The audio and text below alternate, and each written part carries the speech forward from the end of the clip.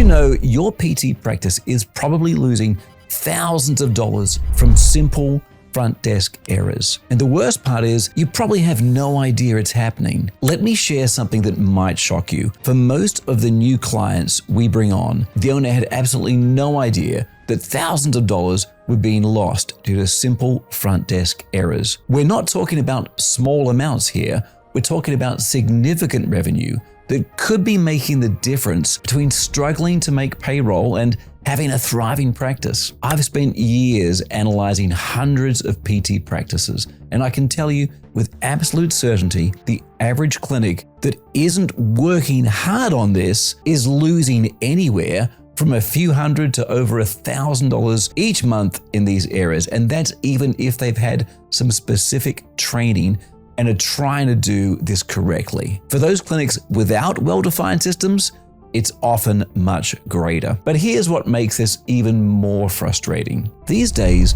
payers are playing games with your money. They're creating hurdles at the front end of care that are different for each payer, making it like your front desk needs a degree in insurance mood swings just to schedule a patient so that you get paid right. And even when you do everything right, some payers will still make mistakes on their end and claim you didn't do everything correctly, denying your payment. I'm going to show you exactly how much these front desk errors are costing you, why most owners have no idea it's happening, and most importantly, the exact system we use to get our clients to zero losses. Let's start with why most owners don't know about these losses. Here's what typically happens in most practices. Your biller sees a denial. If they can fix it right then and there, they usually do, but often it's something the front desk needs to correct, like a wrong subscriber ID number, for example. Hopefully the biller will go to the front desk to get it fixed and then resubmit the claim. But here's the problem. The owner never knows that there was a 2-month delay on getting paid. That may not seem like much, but in today's economy, we can't afford these kinds of delays. But it gets worse. Sometimes the denial is for something that needs to be appealed. Will the biller do that? Maybe, maybe not. If the biller is friends with the front desk, are you sure they'll push to get the problem fixed? Are you sure they'll let you know about an error that costs money? All of these steps take time and effort. And without accountability, most staff will take the path of least resistance and just take the zero pay. By the way, if you're struggling with your revenue cycle management and want us to help you implement these systems in your practice, click the link in the description below to schedule a free consultation. I don't want to throw your front desk completely under the bus here.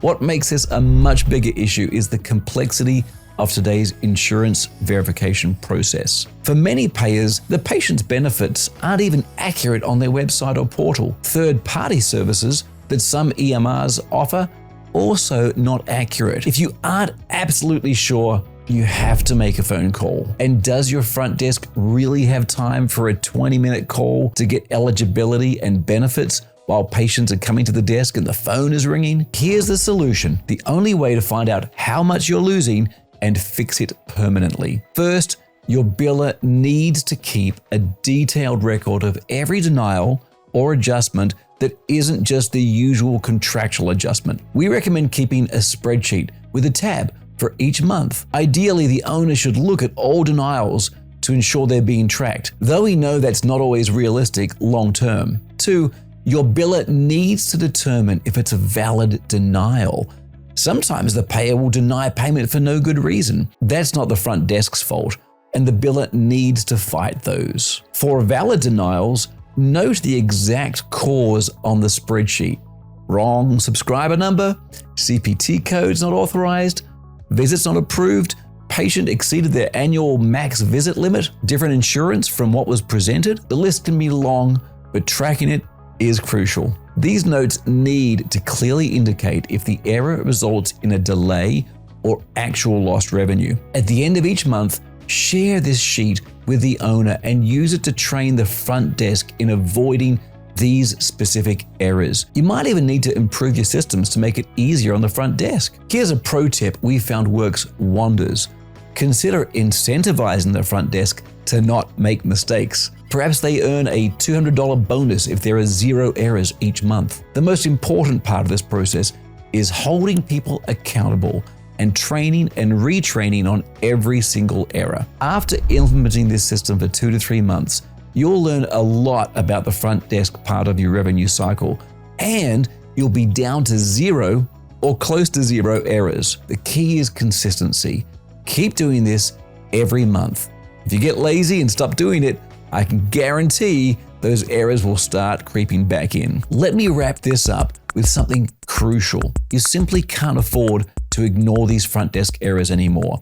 With rising costs and shrinking margins in healthcare, every dollar counts. The good news is you now have a proven system to track, identify, and eliminate these costly mistakes. Remember, the average practice is losing hundreds, if not thousands of dollars monthly to these errors, but it doesn't have to be that way. Implement this tracking system, train your staff, and create accountability. Within 90 days, you could be looking at 0 revenue loss from your front desk errors. If you found this information valuable, you're gonna want to watch my next video where I break down the exact training system we use to get front desk staff to 0 errors in under 30 days.